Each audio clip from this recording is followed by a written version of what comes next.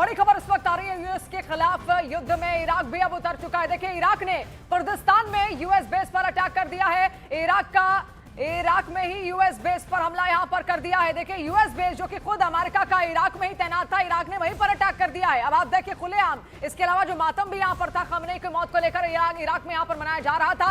और अब आप यहां पर देखिए कुर्दिस्तान का इलाका जहां पर यूएस बेस, अमेरिकी एयरबेस वहां पर मौजूद था, उसको ही यहां पर खत्म कर दिया गया है इराक की ओर से। एक बहुत बड़ा हमला अब एक तरीके से अमेरिका को उकसाने का काम यहां पर इराक ने कर दिया है, क्योंकि वो खुलेआम ईरान के समर्थन में यहां पर आ गया। और ये सब कुछ हुआ तब जब ये खबर निकलकर सामने आई कि supreme leader Ayatollah Ali Khamenei अब नहीं रहे, और उसी का ये नतीजा है। आप देखिए, अब और कंट्रीज धीरे धीरे निकलकर सामने आ रहे हैं ईरान के समर्थन में। अब तक बहुत कम ऐसे कंट्रीज थे, देखिए बार बार बात हो रही थी कि रूस क्या करेगा, चीन क्या करेगा, तो सब जगह यही बोला जा रहा था कि ये हथियार जरूर दे देंगे, लेकिन खुलेआम सामने नहीं आएंगे, किसी भी वॉर फ्रंट पर वो नहीं उतरते हुए दिखेंगे। ईरान अकेला ही लड़ता हुआ यहां पर दिखेगा। लेकिन ये एक देश ऐसा है इराक, जिसने देखिए इराक में ही यूएस के एयरबेस पर हमला कर दिया है। अब इससे और क्या संकेत निकल रहे हैं, क्या ये युद्ध और ज्यादा भड़कने की उम्मीद यहां पर जताई जा रही है? लगातार न्यूज 18 इंडिया पर ये वॉर ब्रेकिंग के जरिए हम एक अपडेट आपको ईरान इजरायल युद्ध पर यहां पर बता रहे हैं। और अभी की जो बड़ी अपडेट है वो ये कि इराक भी अब इस युद्ध में उतर आ चुका है।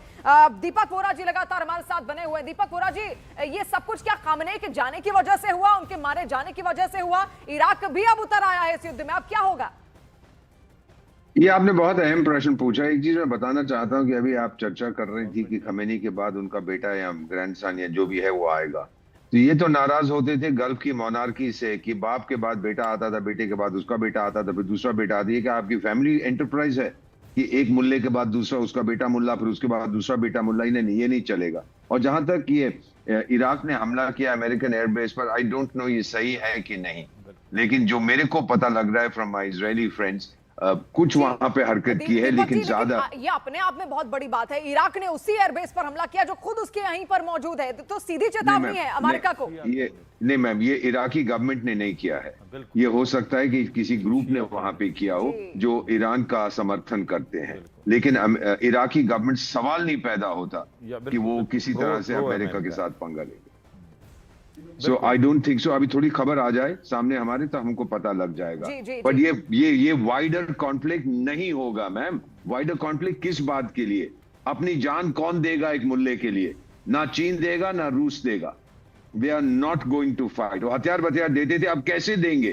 कहां से आएंगे हथियार? चंद्रमा से आएंगे? ये दिल को खुश रखने के लिए बातें करते रहिए। सच्चाई ये है, ईरान हार चुका है और जितनी देर वो लड़ेगा और नुकसान होगा उसका। ट्रंप ने तो कह दिया कि 7 दिन तक हम और ठोकते जाएंगे इनको।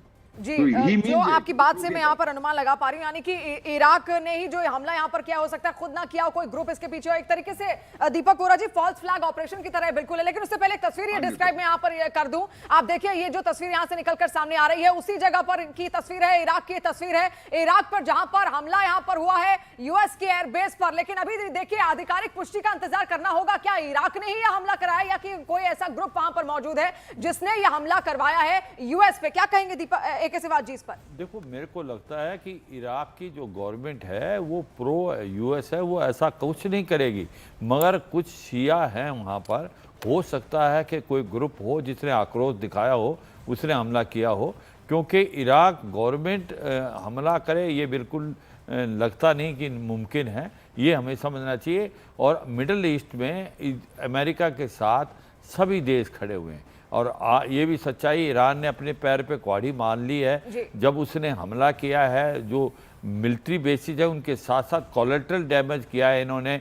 जो अरब स्टेट्स में मुस्लिम कंट्रीज हैं, आप दुबई में हमला कर दिया उन्होंने, और सऊदी, UAE, आप जॉर्डन, बहरान, कतार, जो मिलिट्री बेसिस हैं वो ठीक है, मगर उसके साथ जो सिविलियन भी टारगेट किए हैं, मुझे लगता है बड़ा आपको बस थोड़ी देर के लिए रोकना चाहूंगी। तस्वीर एक और यहाँ पर सामने आ रही है। आप देखिए किस तरीके से वहां पर लोग जश्न मना रहे हैं।